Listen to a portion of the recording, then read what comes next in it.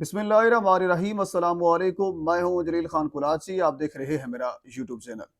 पाकिस्तान के सियासी मंजरनामे में आज पूरा दिन क्या कुछ होता रहा और मुमकिन तौर पर कल क्या हो सकता है, इस वाले से डिस्कस करेंगे। रात से जो सोशल मीडिया के ऊपर, खुसूसन एक्स के ऊपर जिस चीज का जिक्र है वो है खैबर पख्तूनख्वा के अंदर गवर्नर राज। मैं नहीं समझता कि गवर्नर राज का जो एक शोशा छोड़ा गया है इसको अमली जामा पहनाया जाए, क्योंकि इस किस्म की बातें कुछ अर्सा पहले भी हुई थी। हुकूमत और हुकूमत को लाने वाले ये अच्छी तरीके से जानते हैं कि तहरीक इंसाफ की कमजोरी हुकूमत में रहना नहीं है। अगर तहरीक इंसाफ की कमजोरी हुकूमत में रहना होती तो तब हम कह सकते थे कि गवर्नर राज लगाकर या गवर्नर राज का कहकर हुकूमत को, वजीर आला खैबर पख्तूनख्वा को धमकाया जा सकता है। ऐसा मुमकिन हो सकता है, लेकिन ऐसा नहीं है। अगर कमजोरी होती तो अली अमीन गंडापुर वजीर आला आज भी होते। अगर कमजोरी होती तो 2 सूबाई असम्बलियां पाकिस्तान तहरीक इंसाफ न गिराती, लेकिन कमजोरी नहीं है। रात जनरल सेक्रेटरी शेख वकास अकरम ने एक प्रोग्राम के अंदर यही कहा कि ये सुहेल अफरीदी को गवर्नर राज का कहकर डराया धमकाया जा रहा है, जो कि बिल्कुल गलत है। शफी जान जो तर्जमान है, उन्होंने रात वाज़े तौर पर यह कहा कि गवर्नर को बदलना है, आफ्ताब शेरपो को लगाना है या जिस किसी को भी लगाना है, सवाबदीद है उनका, लगाएं, नो इशू। लेकिन गवर्नर राज लगाना है ये भी उन्होंने कहा कि बिल्कुल लगा ले, हमें इसके ऊपर कोई एतराज नहीं है। लेकिन ये है कि फिर उसका जो रद्द अमल आएगा वो आपको भुगतना पड़ेगा। और जहरी सी बात है, एक मुंतखब हुकूमत है, आप उसके ऊपर गवर्नर राज लगाना चाहते हैं, अपनी हुकूमत कायम करना चाहते हैं, तो जहरी सी बात है फिर रिएक्शन तो आएगा, फिर रद्द अमल अवाम का तो आएगा।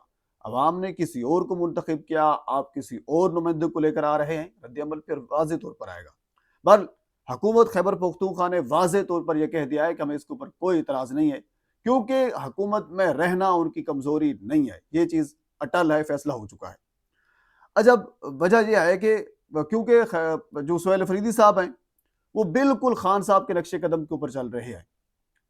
कल उन्होंने कुछ मीटिंग्स की थी, मैंने आपके सामने गुज़श्ता वीडियो के अंदर वो चीज़ें रखी थी।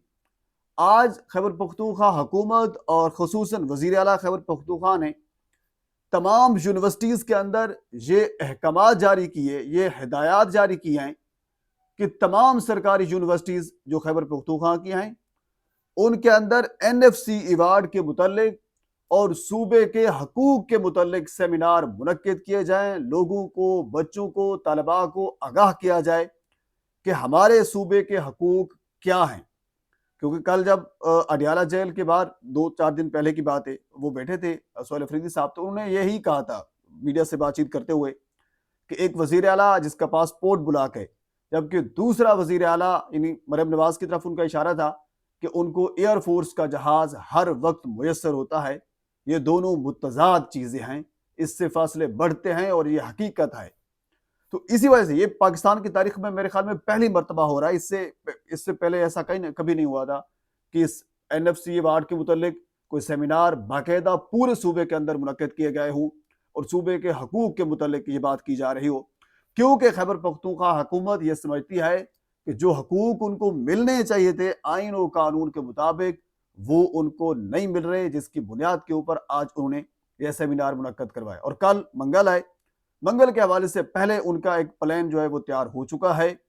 जो MNAs, MPAs, टिकट होल्डर्स, कारकुनान जिनको बाकायदा हुक्म है कि पहले इस्लामाबाद हाई कोर्ट के सामने जमा होंगे, वहां पे एहतजाज रिकॉर्ड करवाया जाएगा और उसके बाद फिर अडियाला जेल के बाहर एहतजाज रिकॉर्ड करवाया जाएगा, इस बुनियाद के ऊपर कि इमरान खान से पिछले तकरीबन 25 दिन हो गए हैं उनसे कोई मुलाकात नहीं हो रही। मुलाकात क्यों नहीं हो रही, ये भी मैं आपके सामने गुज़श्ता 12 वीडियोस के अंदर रख चुका हूँ।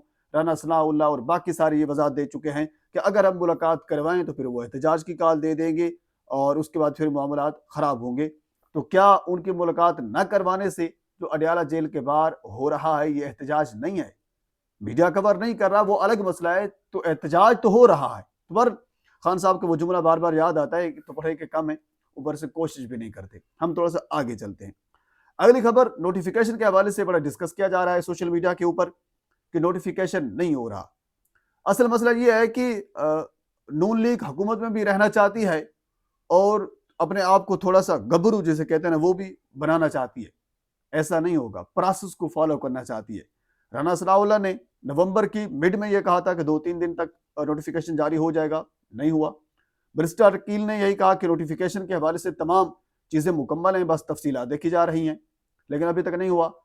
اپنا وزیر دفاع خواجہ آصف صاحب نے کل یہ کہا کہ بالکل نوٹیفیکیشن وزیر اعظم جب آئیں گے اس کے اوپر کام ہو رہا ہے تو وہ آ کر نوٹیفیکیشن جاری کر دیں گے. ایک چیز تو یہاں کلیئر ہو گئی، ڈسکس کیا جا رہا تھا کہ نوٹیفیکیشن کی ضرورت ہے یا نہیں ہے. بہت سے ماہر اب سامنے آ رہے تھے جو یہ کہہ رہے تھے کہ آئینی ترمیم کے بعد اب نوٹیفیکیشن کی ضرورت ہی نہیں ہے. جب ضرورت نہیں ہے تو پھر اس کے اوپر کام کیوں ہو رہا ہے؟ 2-4 دن میں جاری ہو جائے گا، اس قسم کے بیانات کیوں دیے جا رہے ہیں؟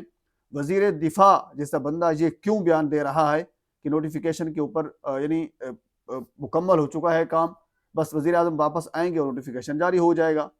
مطلب یہ ہے کہ نوٹیفیکیشن کی ضرورت ہے، لیکن یہاں مسئلہ یہ ہے کہ آپ کو یاد ہوگا ندیم انجم کی تعیناتی ہوئی تھی عمران خان کے دور میں، اور خان صاحب نے ایک پروسیس کو فالو کیا تھا. پروسیس یہی تھا کہ 3 لوگوں کے نام دیے جائیں گے اور ان میں سے ایک بندہ وزیر اعظم سلیکٹ کریں گے اور اس میں اس کے انٹرویو کریں گے. انٹرویو کرنے کے بعد اس کے بعد پھر جو بندہ سلیکٹ ہوگا وہ D G I S I ہوگا.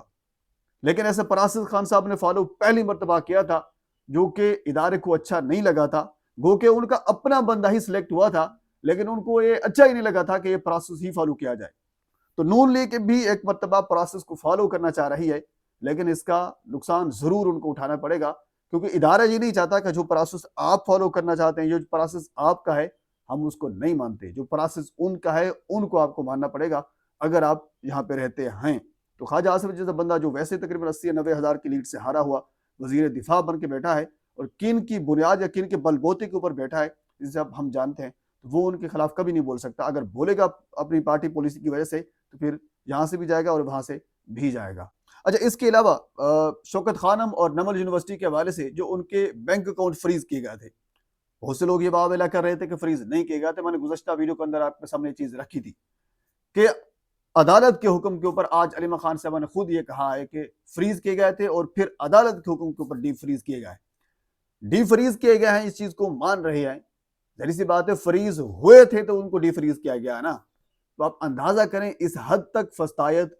نمل یونیورسٹی یعنی ایک صحت کا ادارہ اور ایک تعلیم کا ادارہ جس کا خان صاحب سے کوئی دور تک تعلق نہیں ہے، وہاں سے کوئی فائدہ نہیں اٹھا خان صاحب کو. تعلق کی بات یہ ہے کہ کوئی وہاں سے ایک رتی بھر فائدہ نہیں ہوتا. ایک تعلیم ہے، ایک صحت ہے، ادارے چل رہے ہیں، لوگ ڈونیٹ کر رہے ہیں. ان کے بینک اکاؤنٹ بھی فریز کیے گئے اور بعد میں پھر ان کو آج ڈی فریز بھی کر دیا گیا ہے. تو یہ پاکستان کے سیاسی معاملات میں اب تک کی اپڈیٹ ہے. مزید اس حوالے سے اگر کوئی چیز میرے تک پہنچتی ہے تو بر وقت آپ تک پہنچانے کی کوشش کروں گا. ایک مرتبہ آپ سے گزارش ہے میرے چینل کو سبسکرائب کر دیں تاکہ آنے والی ہر انفارمیٹیو ویڈیو آپ تک پہنچ سکے. اللہ حافظ.